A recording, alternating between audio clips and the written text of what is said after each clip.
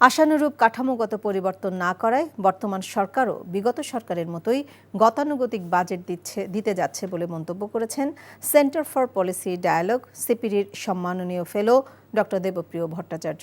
সকালে রাজধানীতে debate for democracy আয়োজিত বিতর্ক প্রতিযোগিতা অনুষ্ঠানে এমন মন্তব্য করেন তিনি। দেশের অর্থনীতি এখনও ভঙ্গুর অবস্থায় আছে উল্লেখ করে এই অর্থনীতিবিদ বিদেশি ঋণের চাপ কমিয়ে আনা বর্তমান সরকারের অন্যতম বড় সাফল্য বলে উল্লেখ করেন। বিদেশে পাচারকৃত অর্থসহ দুর্নীতি ও দুর্বৃত্তায়নের মাধ্যমে অর্জিত সম্পদ আর ঋণ খেলাপির টাকা বাজেটের অর্থায়নে ব্যয় করার তাগিদ দেন তিনি। এ সময় ডিবেট ফর ডেমোক্রেসির পক্ষ থেকে আসন্ন বাজেটকে জনমুখী করা সহ রাজস্ব আহরণ বৃদ্ধির লক্ষ্যে 10 দফা সুপারিশ তুলে ধরা হয়। প্রকল্পগুলো আছে সরকারের কাছে, এই প্রকল্পগুলোর আমরা বলেছি 40% ব্যয় ভুয়া এবং এটা অতি মূল্যায়িত প্রকল্প। তো সরকার এটাকে ABC ক্যাটাগরি করবে বলেছিলেন, সেগুলো অব্যাহত থাকছে।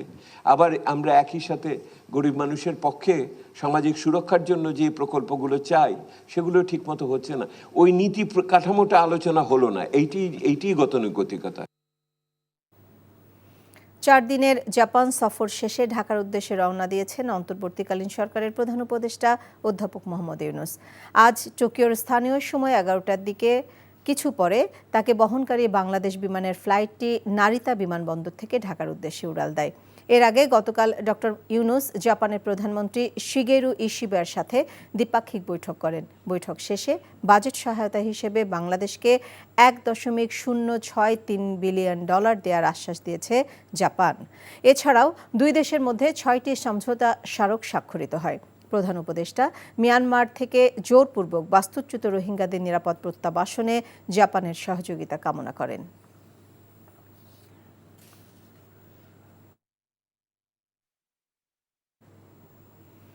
শহীদ প্রেসিডেন্ট জিয়াউর রহমান সহ দেশ ও গণতন্ত্রকে প্রতিষ্ঠিত করার জন্য যারা জীবন দিয়েছেন তাদের প্রত্যাশা পূরণের জন্য সকলকে কাজ করার আহ্বান জানিয়েছেন বিএনপির ভারপ্রাপ্ত চেয়ারম্যান তারেক রহমান।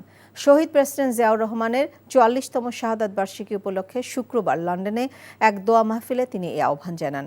পূর্ব লন্ডনের ব্যানকোয়েট হলে যুক্তরাজ্য বিএনপির এই উদ্যোগে খতমে কোরআন, মিলাদ ও দোয়া মাহফিলের প্রধান অতিথি হিসেবে উপস্থিত ছিলেন বিএনপি চেয়ারপারসন।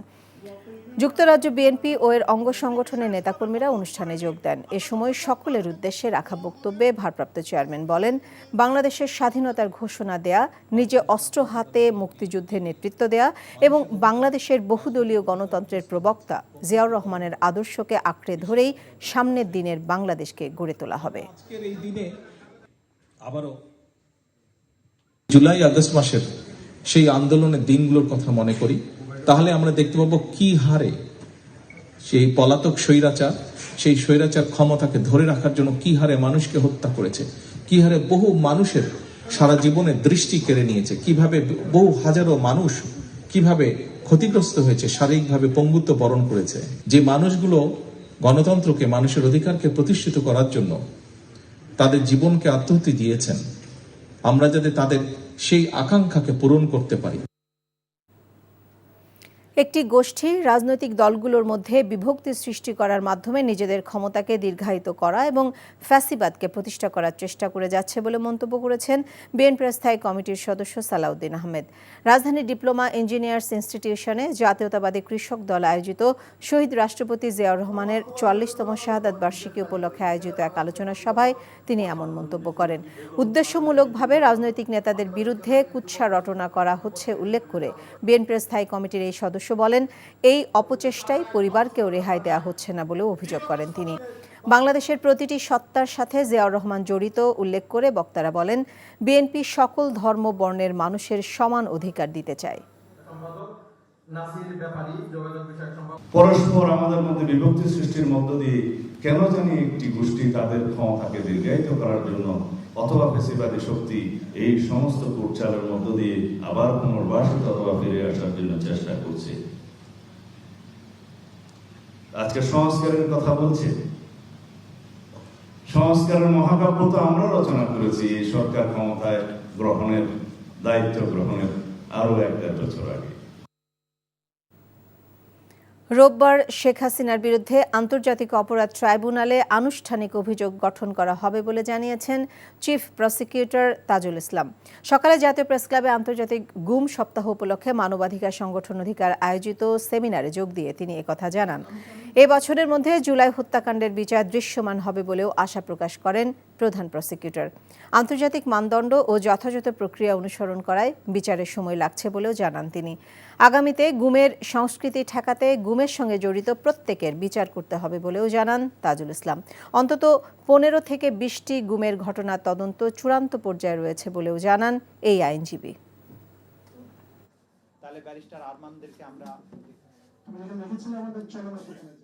অপরাধের যিনি নিউক্লিয়াস তার বিরুদ্ধে আনুষ্ঠানিক অভিযোগ ইনশাআল্লাহ আগামীকালকে আমরা দাখিল করতে যাচ্ছি। এর আন্তর্জাতিক যে স্ট্যান্ডার্ড মেনটেন করা, মানবাধিকার রক্ষা করা, বিচারের নামে অবিচার যাতে না হয়, অতীতে যেগুলো হয়েছে সেগুলো যাতে না হয়, সেগুলোর ব্যাপারে আমরা খুবই সতর্ক এবং সাবধান আছি। মার্কেন্টাইল ব্যাংক অর্থনীতির খবর। তৈরি পোশাক শিল্প মালিকদের শীর্ষ সংগঠন Bangladesh garments manufacturers and exporters association BGME এর দ্বিবার্ষিক নির্বাচনে উৎসবমুখর পরিবেশে ভোটগ্রহণ চলছে। রাজধানী ঢাকা ও চট্টগ্রামের একটি হোটেলে একযোগে সকাল 8টা থেকে ভোটগ্রহণ শুরু হয়, চলবে টানা বিকেল 5টা পর্যন্ত। নির্বাচনে মোট 76 জন প্রার্থী অংশ নিয়েছেন। সব মিলিয়ে 35টি পরিচালক পদের বিপরীতে ভোটাধিকার প্রয়োগ করছেন 1864 জন গার্মেন্টস মালিক। এবারে নির্বাচনে ফোরাম ও সম্মিলিত পরিষদ নামে দুটি প্যানেল পূর্ণাঙ্গ প্রার্থী দিয়েছে। ফোরাম জোটের নেতৃত্ব দিচ্ছেন মাহমুদ হাসান খান বাবু, অন্যদিকে সম্মিলিত পরিষদের প্যানেল লিডার আবুল কালাম। এছাড়া ঐক্য পরিষদ ব্যানারে 6 জন স্বতন্ত্র প্রার্থীও নির্বাচন করছেন।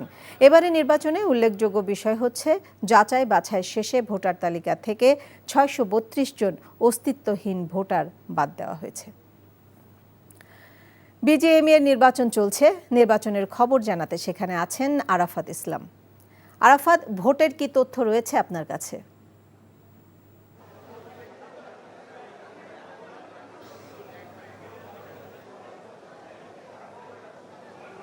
তৈরি পোশাক শিল্প মালিকদের সংগঠন BGME-র দ্বিবার্ষিক নির্বাচনের ভোটগ্রহণ চলছে। সকাল 8টায় শুরু হয়ে নিরবিচ্ছিন্নভাবে বিকেল 5টা পর্যন্ত ভোটগ্রহণ চলবে। 2টা পর্যন্ত আমরা যেটি জানতে পেরেছি, এখন পর্যন্ত প্রায় 70% ভোট পড়েছে এবং দিনের শেষে প্রায় 100% ভোট প্রত্যাশা করছেন যারা প্রার্থী এবং নির্বাচন সংশ্লিষ্ট যারা রয়েছেন। এবং আপনাকে আমি জানিয়ে রাখি, এবারে নির্বাচনে মোট 3টি প্যানেল থেকে এখানে প্রতিদ্বন্দ্বিতা করছে। ফোরাম এবং সম্মিলিত পরিষদ ঢাকা এবং চট্টগ্রাম দু জায়গাতেই প্রার্থী দিয়েছে। অপরদিকে ঐক্য পরিষদ নামে একটি প্যানেল মাত্র 6 জন প্রার্থী দিয়েছেন, যার ফলে কিন্তু সবাই যেটি বলছেন যে মূলত সম্মিলিত পরিষদ এবং ফোরাম নামের যে দুটি প্যানেল রয়েছে, এই দুটি প্যানেলের মধ্যে হাড্ডাহাড্ডি লড়াই হবে। এবং আমরা এখানে আসার পরে যেটি দেখতে পেয়েছি, ভোটের যে পরিবেশ সেটি কিন্তু একদম যাতে স্বচ্ছতা থাকে এবং একই সাথে কোনো ধরনের বাধা বিঘ্ন ছাড়াই যাতে ভোটাধিকার প্রয়োগ করতে পারে, তার ফলে কিন্তু ব্যাপক ধরনের প্রস্তুতি গ্রহণ করা হয়েছে। বিশেষ করে আমরা দেখতে পেয়েছি নিরাপত্তা বলয়ে কিন্তু যে হলে ভোট চলছে তার আশেপাশে কিন্তু সাধারণ কাউকে প্রবেশ করতে দেওয়া হচ্ছে না এবং তাদের যে ভোটার আইডি কার্ড বাছাই করার মাধ্যমে তাদেরকে নিশ্চিত যাচাই বাছাই করার পরেই কিন্তু তাদেরকে ভেতরে প্রবেশ করতে দেওয়া হচ্ছে এবং কোনো ধরনের যাতে অপ্রীতিকর ঘটনা না ঘটে সেটিকে কেন্দ্র করে পর্যাপ্ত পরিমাণে আইনশৃঙ্খলা বাহিনীর সদস্যদের মোতায়েন করা হয়েছে। এবং যারা প্রার্থী রয়েছেন তারা আশাবাদ ব্যক্ত করছেন একটি স্বচ্ছ এবং অবাধ সুষ্ঠু ভোটের মাধ্যমে আগামী দিনে যারা আসবেন তারা BGME-র কল্যাণে কাজ করবেন। তো সব মিলে এখন পর্যন্ত এই ছিল আমার কাছে BGME নির্বাচনের এখন পর্যন্ত সর্বশেষ আপডেট। শিল্প কারখানাগুলোতে গ্যাস সংকট থাকবে না এবং সন্ধ্যার দিকে স্বাভাবিক হয়ে আসবে বলে জানিয়েছেন সড়ক পরিবহন ও খনিজ মন্ত্রণালয়ের উপদেষ্টা মোহাম্মদ ফাউজুল কবির খান। সকালে সাভারের আশুলিয়ার DEPZ এলাকায় United power generation and distribution company লিমিটেডের বিদ্যুৎ উৎপাদন কেন্দ্র পরিদর্শন শেষে তিনি কথা বলেন। উপদেষ্টা বলেন, 4টা নতুন LMG কার্গো এসেছে, সরবরাহ শুরু হয়ে গেছে, তাই শিল্প মালিকদের গ্যাস সংকট নিয়ে আর ভোগান্তিতে থাকতে হবে না। চলমান পল্লী বিদ্যুৎ সমিতির কর্মচারীদের আন্দোলন প্রসঙ্গে বলেন, আন্দোলনের কোনো কারণ নেই।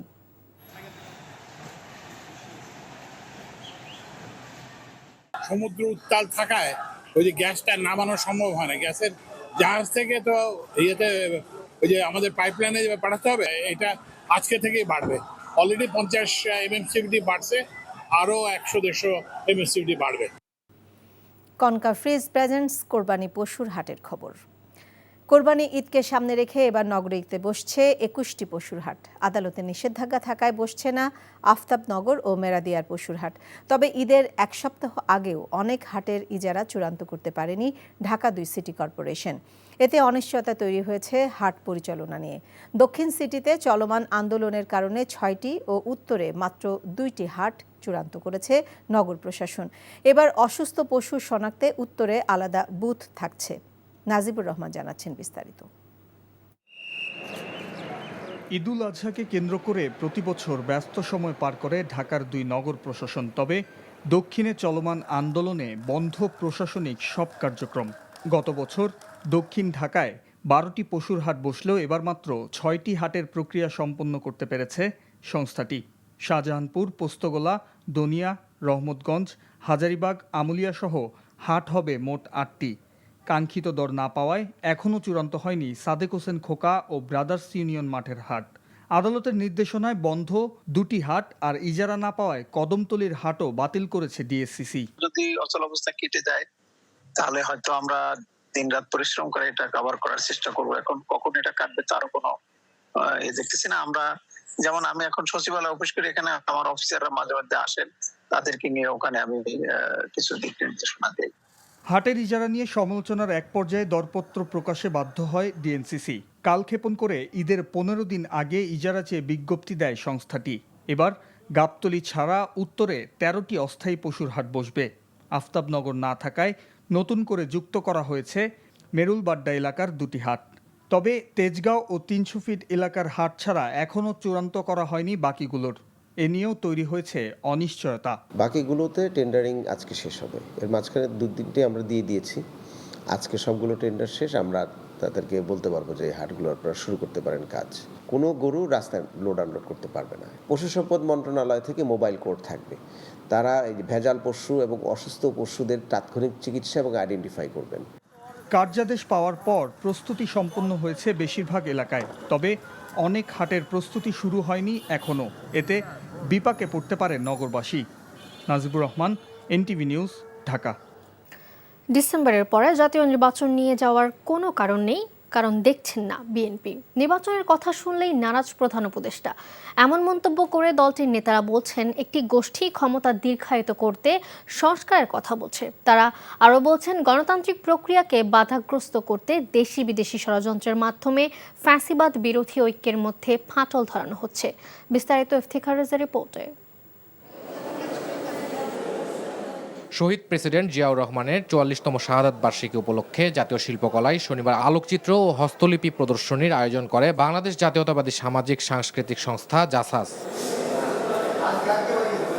সকালে এই প্রদর্শনীর উদ্বোধন করেন বিএনপির স্থায়ী কমিটির সদস্য গয়েশ্বরচন্দ্র রায়। এ সময় বিএনপির প্রতি সরকারের অবস্থানের সমালোচনা করে তিনি বলেন, দেশে গণতন্ত্র পুনঃ প্রতিষ্ঠার জন্য দরকার হলে নির্বাচন আদায় করে নেওয়া হবে। এদিকে রাজধানীর ডিপ্লোমা ইঞ্জিনিয়ার্স ইনস্টিটিউশনে কৃষক দলের আলোচনা সভায় সালাউদ্দিন আহমেদ বলেন, কুচক্রী মহল চায় না দেশের নির্বাচন ও গণতন্ত্র প্রতিষ্ঠিত হোক, তারা বিদেশি প্রভুদের চায়। পরস্পর আমাদের মধ্যে বিভক্তি সৃষ্টির মধ্য দিয়ে কেন জানি একটি গোষ্ঠী তাদের ক্ষমতাকে দীর্ঘায়িত করার জন্য অথবা ফেসিবাদী শক্তি এই সমস্ত কুটচালের মধ্য দিয়ে আবার পুনর্বাসিত অথবা ফিরে আসার জন্য চেষ্টা করছে। আজকে সংস্কারের কথা বলছে। সংস্কারের মহাকাব্য তো আমরা রচনা করেছি এই সরকার ক্ষমতায় গ্রহণের দায়িত্ব গ্রহণের আরো ১-১.৫ বছর আগে।